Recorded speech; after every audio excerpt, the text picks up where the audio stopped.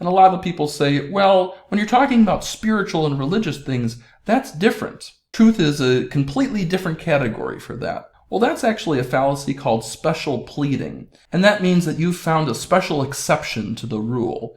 You live by a certain rule, but this is a special exception, and you give really no evidence why that is a good exception to the rule. So you would say, yes, truth is what corresponds to reality, except this one thing, spiritual stuff. Well, why? What's your evidence for that? I think a lot of people make religion and spirituality the exception because that's the only way that they can embrace the view that they like. It helps them feel good and live that out by changing the definition of truth for that particular category, religion and spirituality. Because think about it. If we are trying to deny that truth is corresponding to reality, we have to face the fact that it's self-defeating to deny it. For example, this guy says, I can't speak a word in English. I would ask him, isn't that in English? So as soon as you make the statement, that statement commits suicide. It's self-defeating because you've just proven that what you just said was wrong. If you said truth is not telling it like it is, my question would be, isn't that claiming to tell it like it is? Or if you made the statement that for spirituality and truth, the definition of truth is different. It is not what necessarily corresponds to the facts. Well, you making that very statement, you're hoping that that claim that you just made corresponds to the facts, and that's actually the way it is. So by claiming that spirituality and religion is not truth in the sense that it corresponds with the facts, you want us to believe that that claim corresponds to the facts. So you're committing suicide just by saying it.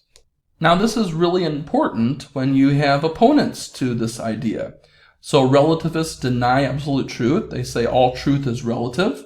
Well, I would ask the question, is that statement that you made, is that relative? And if it is, why should I believe it? That's just a relative statement.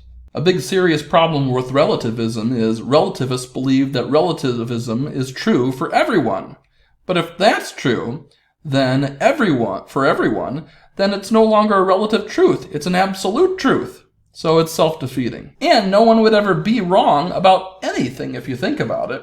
If truth is always relative, then I can never be wrong. If someone claims I'm wrong, then I can just say, it's wrong for them, but not for me. And you could say that for every single issue.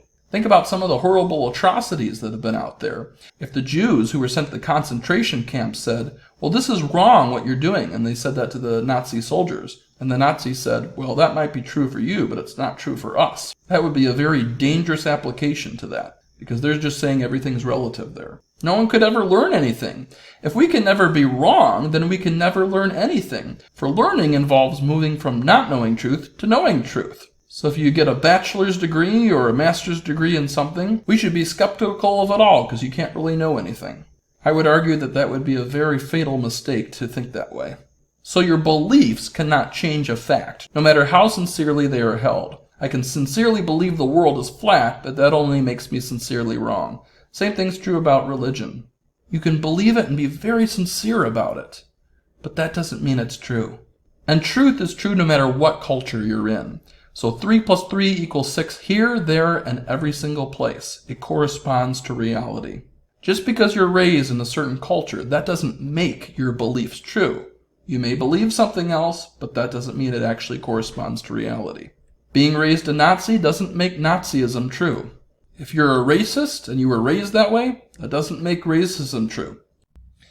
Agnosticism denies knowing any truth. And actually, I would say there are two kinds of agnostics. One that says that you can't know the truth about God. That person is basically saying, I know that you can't know the truth about God. And what's your evidence for that? Are you so knowledgeable that somehow you know that there is absolutely no way to know whether Christianity is true, or God exists, or that truth exists? If you say that there's no way to know truth exists, by actually stating that, you commit suicide because you want us to believe that that statement is true. The other kind of agnosticism says, I just don't know whether God exists or not. You're not necessarily saying, I know you can't know. And if you just don't know whether God exists, I would encourage you not to put that on the shelf and to actually explore that, because as I mentioned when I talked about what I believe about Christianity, whether God exists does have an impact on things. And if you think that just not dealing with that question till you get to the end of your life is a good thing, you're basically playing Russian roulette with your soul and assuming by faith that at the end of your life you'll just find out and all will be good. Well, what are your reasons for thinking that not dealing with it until you get to the end of your life is a safe option for you? It might not be. Skepticism doubts all truth. Well, my question would be, are you skeptical about your skepticism? And I'm not trying to play a word trick here. I'm wanting us to avoid the special pleading that I talked about, because otherwise you're saying this is the way it is in all cases. Here's an exception. Well, that's special pleading. So if we're skeptical about our skepticism, we have to think about, well, what is the reason I'm skeptical about this particular situation? Or what is the reason I'm skeptical about Christianity? Is it because I'm honestly unsure whether this corresponds to the facts?